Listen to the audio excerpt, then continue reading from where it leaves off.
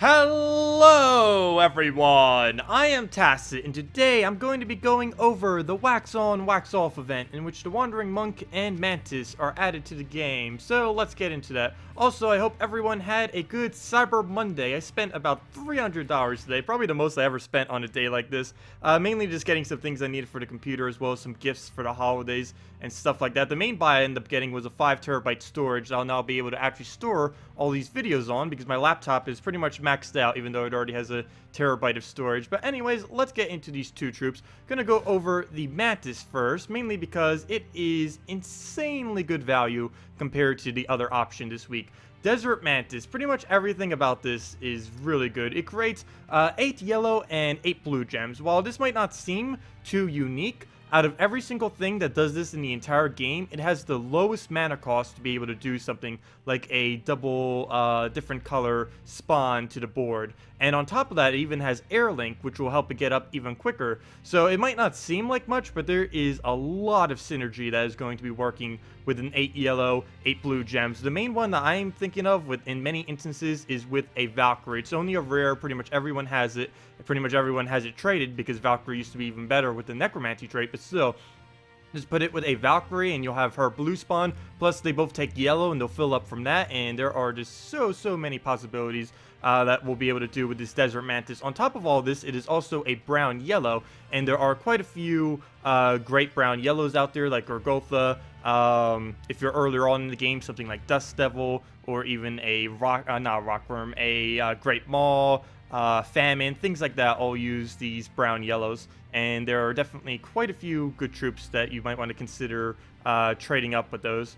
And the other one is the Wandering Monk. Wandering Monk has a ability similar to many other troops in the game. It deals damage to an enemy and then double if they have a specific status effect, and then places that status effect on them. This is the stun version of that. And unfortunately, there isn't really too many purposes for her, mainly because, for one, stun isn't that good earlier on in the game, and another reason is the main thing you would actually use her with is a Emperor Khorvash, but because of her colors of red-yellow, you're better off just using a Valkyrie if you're going to put a Emperor Khorvash in your team, so she doesn't really have that much synergy. One other thing that I'm slightly disappointed with this event is now Kakarot does have, Kakarot, the Leonis Empire now does have 10 troops, which is nice because everyone should be able to upgrade it now, or at least a little bit easier than it was before. But the only problem is this kingdom does not have a single troop up to 4 of a type yet. It has like 3 humans, 3 monsters, and like 3 of a bunch of other things. 3 knights. I was hoping one of them would at least reach up to 4.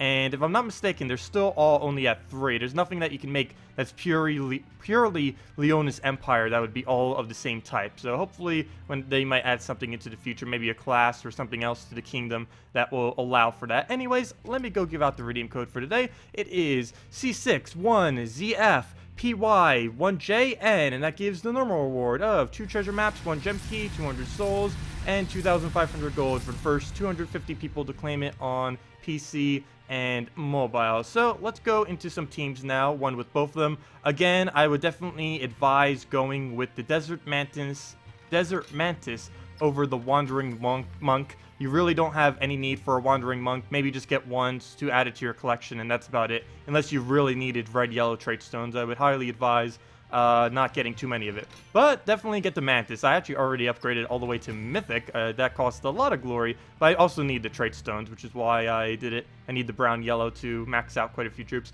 But this is the team. This team was already pretty ridiculous. Valkyrie, Justice, Queen Mab, and I think it got even more ridiculous now that they added the Desert Mantis.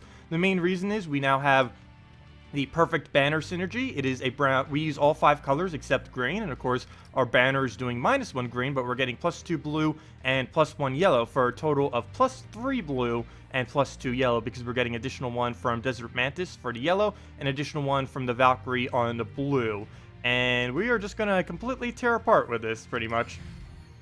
This team was already very popular, mainly used with Archer and stuff like that, mainly just with the Archer class, so it would instantly kill with the 50% chance, plus the fast trait. But this could possibly be even stronger than that. It was also mentioned on the forum what this like secret best team in the entire game was, and it was basically this triple synergy. And the main reason for that is because of Justice. One thing that is pretty broken with Justice is it actually has the highest boost ratio in the entire game. Yes, it's only a 4 times, but it's a 4 times on 2 different stats. So that's technically an 8 times. And it can gain, if the entire enemy team is frozen, an addition of 32 additional stats, 16 HP and 16 attack to all allies, and that makes it just absolutely broken. That's more than it even gives on its ability itself from the boost ratio, so it is definitely pretty broken, and will likely get rebalanced sometime in the future, but currently it is not, so we are going to use it to the fullest of its capability. Of course, we're not going to bother taking any of these skulls. We don't really need it. We even have the armor trait, so we can ignore them to a even greater extent. Now, it's slightly unfortunate we did get a little bit mana on both. That will happen sometimes, but we'll go for the Valkyrie, start getting this thing rolling. And essentially what we're going to be doing here is always using our Justice on blue-yellow. Occasionally we'll use it on skulls, but we will want to focus it mainly on blue-yellow. So we'll do this, get a couple extra turns, just to make sure they're frozen. Of course, the more that is frozen, the more we will be able to get a boost ratio. Like right now, he has 3 frozen troops. That means we're going to be getting an additional 12 attack and 12 life on all allies. With my current magic and leveling that I have, that will be an additional 21 attack and life to all allies per cast. This is an instance I will go for skulls simply because there's just so many on the board. We'll go for the skulls there. And might even go for skulls one more time. Of course, if there are 13 or more blue, we can just keep casting Queen Mab. I don't believe there is, but we can count real quick. 1, 2, 3, 4, 5, 6, 7, 8, 9, 10, 11, 12. Let me count. 1, 2, 3, 4, 5, 6, 7, 8, 9, 10, 11, 12, 13. There actually is exactly enough. So just wanted to make sure. It's always annoying when you do that and there's not. And let's start aiming at the yellows. I'm going to kind of ignore skulls so we can finally start getting our Mantis to do what he's supposed to do, which is essentially just do what we just did. Whenever we don't have, or whenever we already have mana on everything, we will want to skip on the Mantis, though. There is an instance in which we'll skip it. I mainly just need to make sure Valkyrie has no mana before he does so. We can also throw our Queen Mab out if there's enough blue. 1, 2, 3, 4, 5, 6, 7, 8, 9, 10. No, there's nowhere near enough. So we will just go for a Mantis right here. That'll hopefully give us some of the yellows that we need. We'll pretty much always get an extra turn. This team can loop like crazy, absolutely crazy. And I assume that's enough blue. I really don't know. We'll just use it. Yes, it is. Okay. And we'll do that on yellow. There we go. Take our... Oh, no, extra turn. Okay. That will happen, but luckily his entire team will be frozen, and they will pretty much not gain any extra turns at all, so that's a pretty good benefit there. There are quite a few yellow here, and of course we'll just keep using this on yellow. Use the Mantis when our Valkyrie runs out. Keep using our Queen Mab, and you just keep repeating that until you win. You'll get max souls pretty much every single game, and it is very, very powerful. Oh, and you'll get like an absurdly high attack and HP as well. That's just like the byproduct of this. You could get like 0 attack and 0 HP, and this would still be pretty broken. We'll just take this, get our Valkyrie up.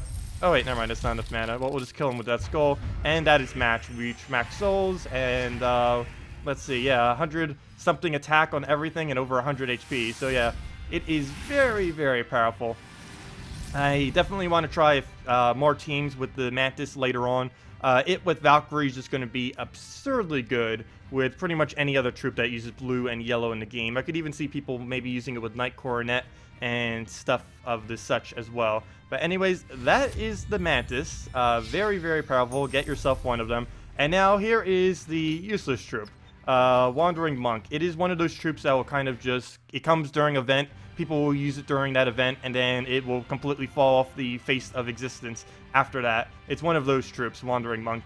But I did make a team for it. We're using a Khorvash and Monk combo. I'm pretty sure whenever you use her, you're going to be using that combo. The Khorvash Monk. Very easy to build, too. She's an ultra rare. He's a common. Pretty much everyone can build that for the most part.